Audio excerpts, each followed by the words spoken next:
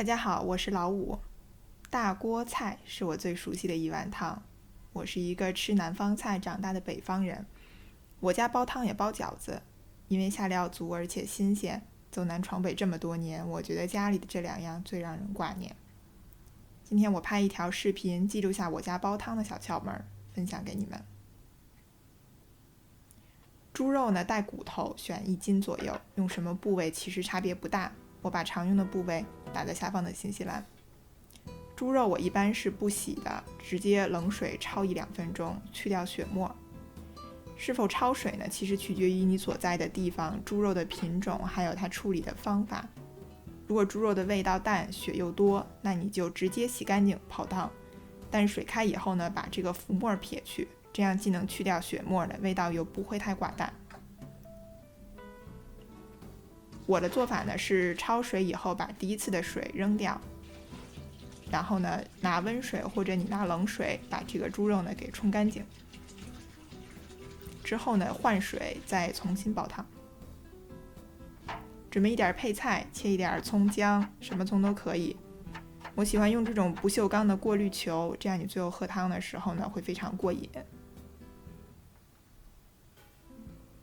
如果你是把这个血沫撇去呢，那你一定要注意，撇之前你不要把这个配菜散在这个汤里，因为那样的话你这血沫呢都会集中在你这个葱姜的周围，你撇血沫呢会特别费劲。加冷水，这个水呢一定要一次加够，否则你后面就只能加开水了。加一点酒，白酒或者料酒都可以，大火煮开之后小火炖90分钟。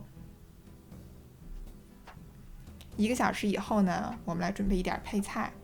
土豆因为有淀粉，那么加进去汤的口感会很好。我还准备了一点蘑菇，洗一点娃娃菜。这个汤是否鲜美呢？加火腿是关键，这个你不能省略。你加意大利的这种生火腿或者金华火腿都可以。汤的层次感呢和鲜味都是靠火腿吊起来的。土豆呢，我喜欢吃比较软烂的，所以我提前30分钟加进去。这个时候呢，也把火腿加进去。如果你这种咸味的东西呢加得太早，你的汤和这个肉呢，就是不太容易炖烂。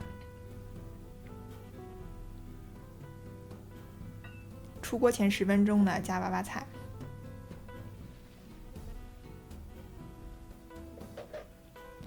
南方人喝汤很多时候是不吃肉的，那个肉也不太好吃。我的这个肉呢是非常非常鲜美的，但是这个鲜美你一定要搭配一个酱汁才吃得出来。这个做法也非常简单，切一点蒜泥，